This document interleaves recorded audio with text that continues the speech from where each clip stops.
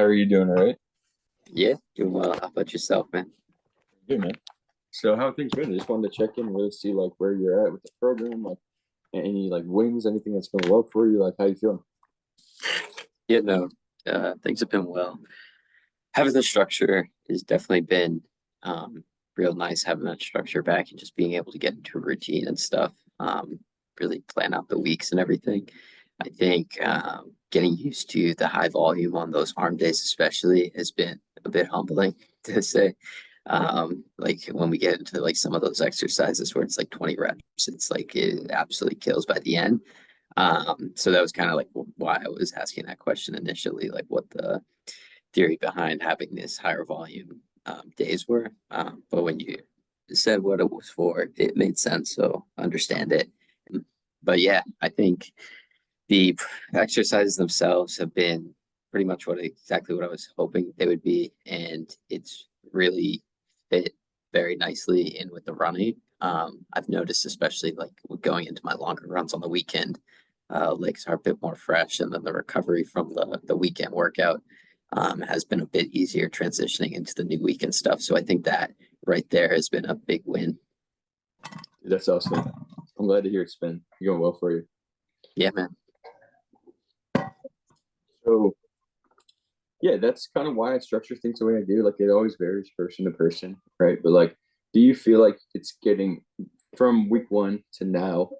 Do you feel like you're adapting? Do you feel like it's getting easier with the repetitions, the weight, the exercises? Talk to me a little bit about that in terms of like progression. Like, do you feel like you are progressing? Do you feel like where you're at now, it's getting easier? Like, where are you kind of at with that? Yeah, it's only been like 3 weeks. I think this is week 4 now. But from that first week, I definitely noticed a huge difference. Having that autofill feature in the app was very nice because when I selected it, I just go back to those weights and stuff, and I did notice like last week in particular, the arm day was not quite as tough as that first two. So from that standpoint, I can definitely see progression. I guess one question is how do you typically structure when to go up in weight for the exercise? Is that kind of like at the end of the workout when we have that meter? If it drops below like hard or somewhat hard or something, would you then be like, okay, well now we need to start upping the intensity? It's a really good question. Yeah, so that meter, really what that is RPE, which is rate of perceived exertion. And I talk about this a little bit in the course. Like, hey, like what even is RPE? And are you familiar? Yeah, yeah, yeah. But like the way I like to just summarize it, it's just like how difficult is exercise and like how much can you do.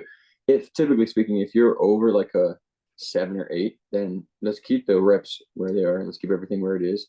If it's getting down like under a 6, maybe under a 5, then like yeah, you need to adjust weight. But typically speaking, like every single workout at the end of the week, like I want you aiming for more weight, right? So you just import from the previous week. So say you did 12 reps on the first exercise, the next week just try to go 2.5 pounds heavier for another 12.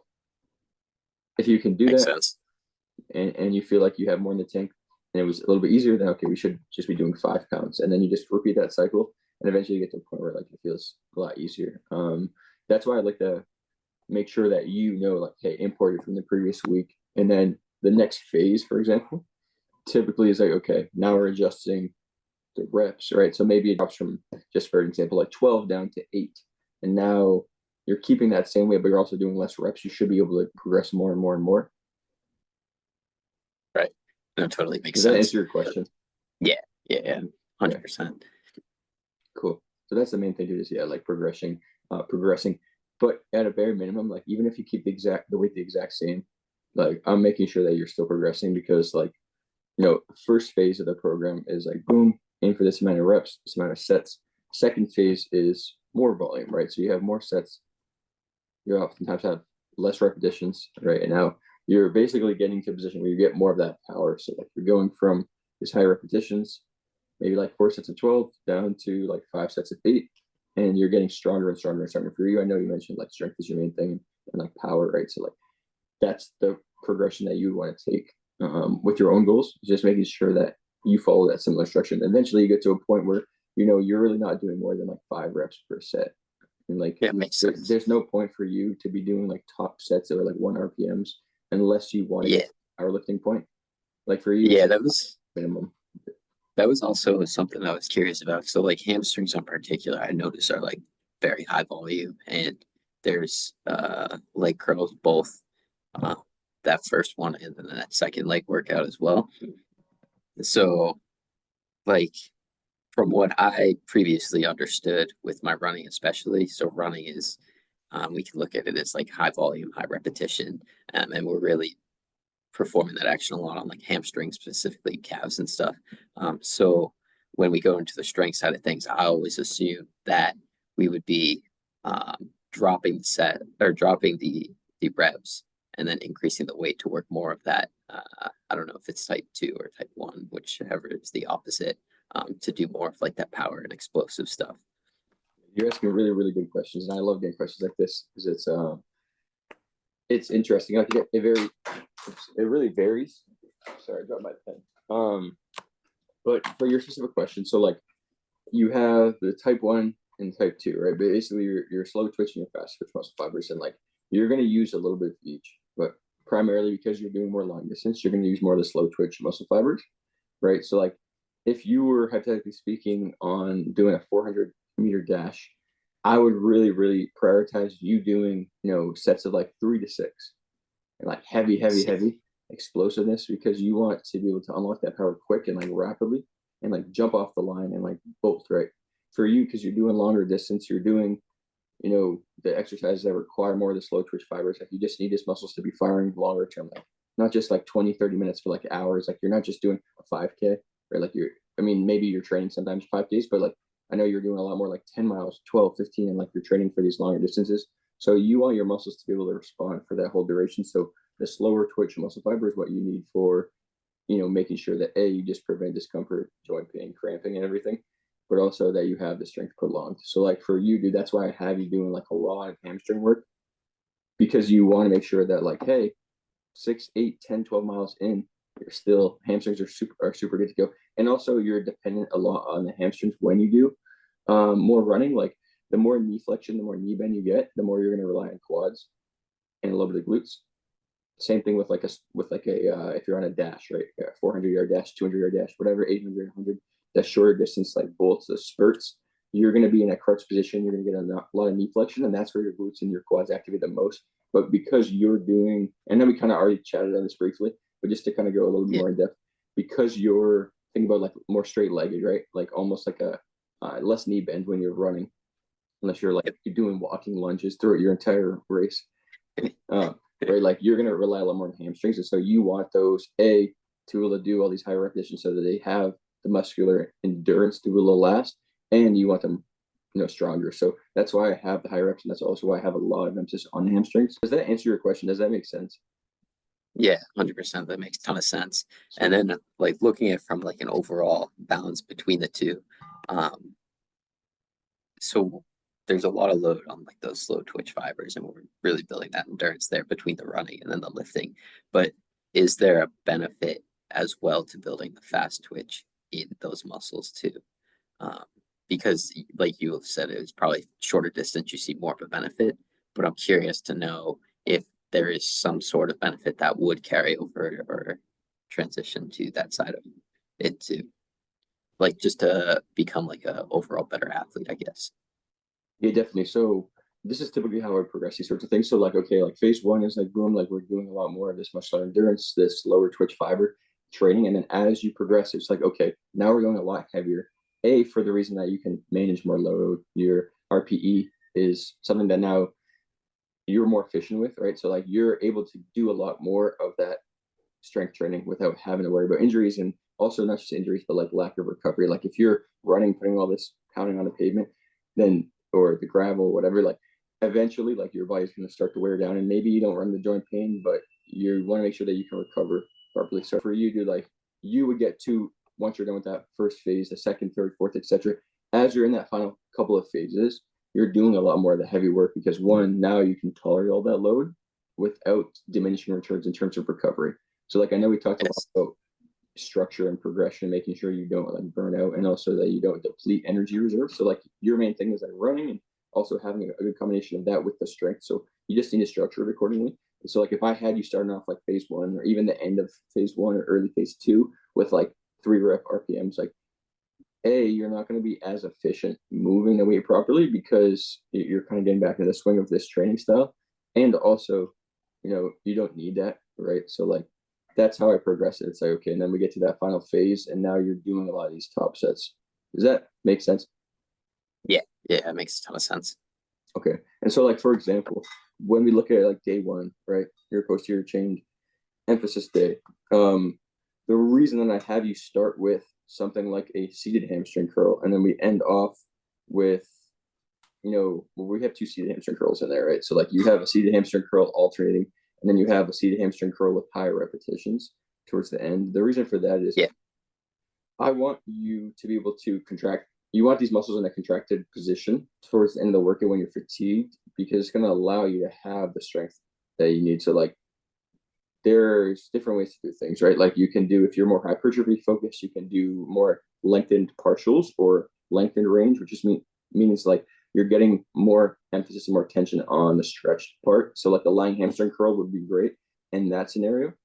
But for you, again, like because I want your hamstring strong and fresh so that you can have this power and you can, progress into these exercises and be able to keep yourself on your toes.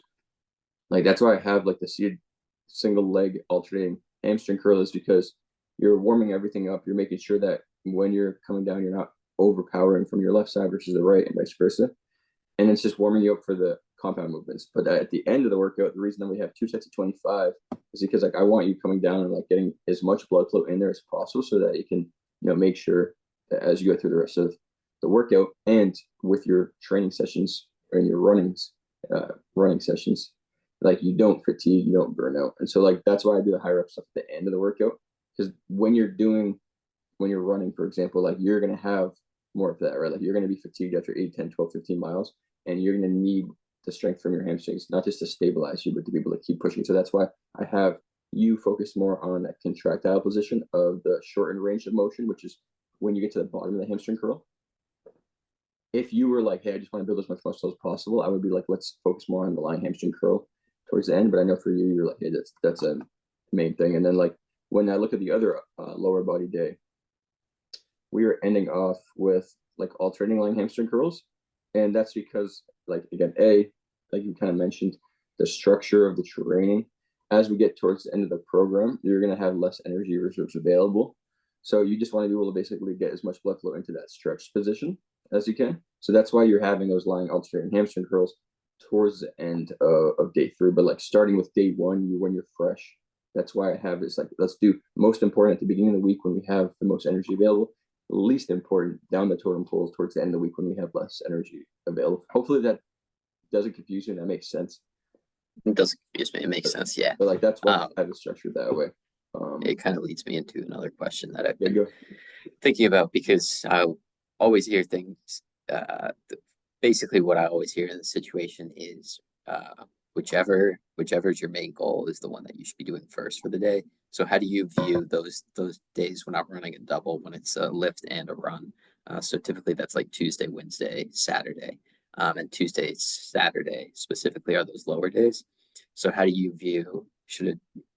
Do you think there's more value in doing the lift before the run or the run before the lift? Yeah, so that's a good question as well. If I remember correctly, I think I touched briefly on like, hey, try to, if you can, do the runs on days that you're not doing the lower body training days. Yeah, I mean, you talked about that too. I think personally, it just works better when I'm able to stack those days. That's And fine. there's only one day a week when I'm not running too. So no matter Right. what, there would at least Right. be Yeah. one day when, yeah, Yeah. So I mean, it's just really, I like to think of this as these questions like a seesaw, right? Like, okay, like one side of the coin is like you're doing everything right. The other side is like maybe in an ideal setting you're not running at all and you're able to optimize the train, but obviously you're not yeah, doing that. You're going to run, but if you run all the time and you're not strength training, then you have, so you just want to find that balance between the seesaw and have it as balanced as you can to be able to really like manage these things. So I know I touched on that, like, hey, if you can, try to do your more intense runs on those days, but if that works better with your schedule, then like what I would say is when you're doing it right, like you can really do one or two ways. Like think about it kind of just how I just explained, how like on day one, for example, the reason I have you doing the seated hamstring curl at the end is because I want you to have fatigue, or I don't want you to fatigue. I want you to have the muscular endurance in your hamstrings so that when you're on those tough runs, you can continue pushing. So think of it in that light, where it's like, okay, doing the workout first, the strength training first would be ideal for you, not just for like balancing like what you can balance in that seesaw analogy, but also because like if you do the strength training first, then your runs you're going to be training with more fatigue, right? And that's what you want. Like you're going to be fatigued in these runs. You're not going to be, like of course you're probably, as it's like prime week for you, you're going to be more recovered, but like you would rather be on your runs training with more fatigue, but knowing how to manage that fatigue rather than doing the runs when you're fresh and full of energy and then going into the training sessions with less fatigue. Because it's like I like to think of this as like it's the training, right? So like you're training for the runs and you're also training for some of the strength. So like finding the balance is ideal. But if you had to choose, like I would do the strength training first and then do the runs after. Because the way I think about this is like, okay, you are gonna have these, longer durations of running, right? And as much as you try to prioritize, and I know you're working with another coach, but like as much as you guys try to prioritize making sure you have enough carbs, enough electrolytes, like enough sleep, like all these things, and taking maybe time away from running. I don't know all the structure of what you're doing there, but what I will say is like you're never going to get to a point where you're like fresh, right? Like people that are running marathons, they're not, or half marathons, whatever, they're not, like running every single day and then just like taking a week off before the race. Like you have to find that balance. And I don't know all the ins and outs as much as you do and your coach, but it's like finding like, okay, like, well, you want to stay fresh and you want to stay like primed, but also you want to make sure you're recovered. So like for you, dude, making sure that you can do, these runs come 3 6 months down the line without over fatiguing your body is going to be ideal. And so I want to make sure that when you are fatigued, you can push through. It's like you played sports growing up, right? Yeah, Outside of playing, like, what other sports did you play? baseball, soccer. Okay, okay. So think about, I think the best example might be like soccer. I played soccer for like 2 years. It was garbage, so I quit. I played basketball. But Yeah, like when I played basketball, it would be like fourth quarter. Like we have 20-minute or 15-minute quarters. Like I played like all 60 minutes, and it's like 58 minutes in. I'm gassed. My legs are dead. Like I'm like I can't even like. I really have to mentally think about like pressing my feet through the ground to like jump high enough. Same thing with like soccer. I'm assuming, right? Like I worked with a lot of athletes, and it's like you're running for, I don't know, 60, 90, however many minutes. So like that final stretch is when you're going to be most gassed. You need to be able to be strong during that time. So like if to be optimal, yeah, like train when you're fresh, but like you're not going to be in that fresh position there. So like similar to running, relating that over, like you want to make sure that you have what you need when energy is depleting. So that's why I have you like training a specific way, so that when you get to that position and you are running out of energy and you're feeling gassed and your legs are killing you, like you have that extra boost of strength because you've been doing more of that style of training that's going to help keep the muscular endurance, those slower twitch fibers, so that they can perform better. And then on the flip side, on the training side of things, like as you go into more of this progression, right? And now you're going into more strength focused. Now, you're going to be a lot more explosive because you have those slow twitch muscle fibers, but also from like, a neurological perspective, your fast twitch muscle fibers are a lot more prepared and fresh. They've been resting almost this whole time because they're not taking as much of a load as the slower twitch are. So when you do something like an explosive squat, an explosive deadlift, an explosive, row, like any of these sorts of movements, because you're getting a lot more of that slow and controlled, the eccentric time and attention. The flip side is like that power movement that you're looking for, that strength is going to be able to operate a lot more efficiently. So like yeah, even aside from just the running, dude, like the power and the strength side of things too, like this part of this style of training is going to be able to respond a lot better because you haven't trained that way consistently. And so like that's why like okay, you're able to last longer throughout the sessions and throughout the progression, and then it's going to help you with the running side of things, but also with training. Because I know you're trying to find that seesaw, that balance. Does that all make yeah, sense? yeah, 100%, dude. I Okay, appreciate cool, the insights. for sure. And then you pretty much just from there, dude, like I know I throw a lot at you, and I know that you can comprehend a lot of these things. Like a lot of the people I work with, it's like, okay, well, let's just focus on the bare minimum tasks. But like for you, you've been doing this for a while, so that's why I give you all that context. But for you, it's just like now just repeating that cycle. So when you get through phase 3, phase 4, it's like, okay, now we're just reversing that. So now we're going from that 6-8 rep range, maybe the 5 rep range. You're fatigued and you're used to that style of training. Your body is pretty burnt out, and now you're going back into that higher rep range side, right? And you're decreasing the load a little bit to let your CNS chill out and actually just recover. And while you're doing that, you're getting closer to that May, June where you're doing these longer runs. And now, you can manage doing enough without overdoing it. And because you're going to be doing more running, you're not going to be able to have the energy. Like the energy will start to deplete, even if you don't think it will. Like you will start to run yourself dry, and like your energy reserves will be a lot lower just because you're doing more running. So now getting back into that higher rep range allows you to keep that muscular endurance, keep the muscle mass you want. Hope that makes sense to you. Yeah, tons of It's just that sense. cycle. And yeah, it gets me excited hearing that too, because then it's like well, I know the fatigue is gonna kick in eventually, like the running side of things too. But ideally it's like how much can I continue to progress and increase those loads and intensities, and like raise the level of baseline, if that makes sense. Yeah, Especially when it comes to the running side. And I think that's something that I still get pretty jazzed up about these days. It's one of the things that keeps me engaged with training. that hypes me up, dude. But as Yeah. your question as to like the managing things, the way I like to think about this is like we have all these variables, and it's really like the 5 main variables, right? It's your rest time, it's the repetitions you're doing, it's the weight or the load you're using, it's the amount of volume, so like sets, and like the structure of things. And like volume can also be classified into, like how many exercises, how many reps, how many exercises, how many workouts per week, how many weeks, all that stuff.